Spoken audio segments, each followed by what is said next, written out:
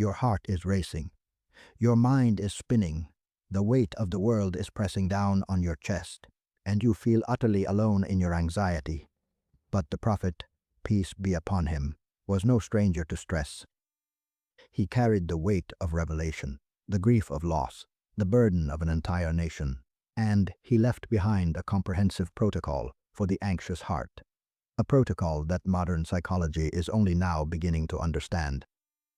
The prophetic approach to stress is remarkably aligned with modern psychological principles. The hadith on seeking refuge from al-hamm, distress about the future, and al-hazan, grief over the past, addresses the two core components of anxiety. Stay for number 1, the cure for the anxious heart. Before we begin, we have gathered the daily practices of the beloved, peace be upon him, into one book. The Sunnah Home Manual, 40 practices, every hadith verified. Now, let us return to the heart of the Prophet. Let us learn what he said about stress. Let us begin with number 1, the comprehensive dua. The Prophet, peace be upon him, taught his companions a dua that addresses the root causes of stress. He said, "O Allah, I seek refuge in you from anxiety and grief, from incapacity and laziness, from cowardice and miserliness, from the burden of debt and the oppression of men." This dua, known as the comprehensive refuge, addresses the two core components of anxiety, worry about the future and grief over the past. It also addresses the paralysis that often accompanies stress, incapacity and laziness. It addresses the fear that drives anxiety, cowardice and miserliness, and it addresses the tangible burdens that cause stress, debt and oppression. The scholars explain that this dua is a complete protocol for the anxious heart. It acknowledges the sources of stress and places them in the hands of Allah. Imagine the Prophet, peace be upon him, teaching his companions this dua. He knows that they are stressed. He knows that they are stressed. He knows that they are worried, and he gives them the words that will bring them peace. That is the Sunnah. Number 2, the distress supplication. The Prophet, peace be upon him, taught his companions a specific dua for times of distress. He said, "There is no God but Allah, the most great, the most forbearing. There is no God but Allah, the Lord of the mighty throne. There is no God but Allah, the Lord of the heavens, the Lord of the noble throne." The scholars explain that this dua is a powerful tool for stress relief. It shifts the focus from the problem to the source of all solutions. It reminds the believer that Allah is the most great, the most forbearing. Imagine the Prophet, peace be upon him, in a moment of extreme distress. He recites this dua. He affirms his faith. He trusts in Allah, and his stress is relieved. That is the Sunnah. Number 3, prayer as a refuge. The Prophet, peace be upon him, would turn to prayer when he was distressed. He said, "O Bilal, give us comfort with the prayer." This is a profound statement. He did not say, "Give us comfort with sleep." He did not say, "Give us comfort with food." He said, "Give us comfort with the prayer." The companions also understood this. They would turn to prayer when they were stressed. They would find comfort in the sujud. They would find peace in the recitation. Imagine the Prophet, peace be upon him, in a moment of stress. He turns to prayer. He stands before Allah. He pours out his heart, and he finds peace. That is the Sunnah. Now, let me pause here and ask you something, and I want you to be honest. When you are stressed, what do you do?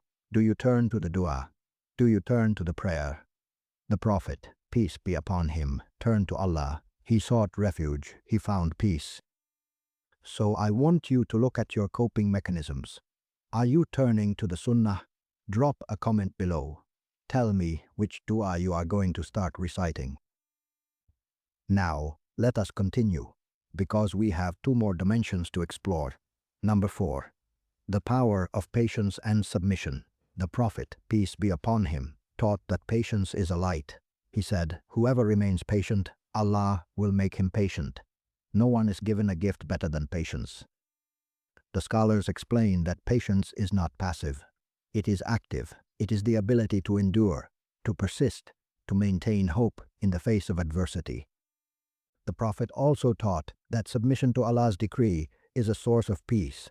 He said, "Wondrous is the affair of the believer. All of it is good. If he is granted ease, he is grateful, and that is good for him. And if he is tested with hardship, he is patient, and that is good for him. Imagine the Prophet, peace be upon him, in a moment of stress. He is patient, he is submissive, he trusts Allah, and he finds peace. That is the Sunnah. Number 5. The cure for the anxious heart. The Prophet, peace be upon him, promised relief for those who recite the dua. He said, whoever recites this dua will have his stress removed and his grief replaced with joy. This is a powerful promise. It is a motivation to turn to the Sunnah. The scholars also mention the importance of reciting this dua regularly. They explain that it is a source of protection. It is a source of peace. It is a source of joy. Imagine the Prophet, peace be upon him, teaching his companions this dua. He knows that they are stressed. He knows that they are worried. And he gives them the words that will bring them peace. That is the Sunnah.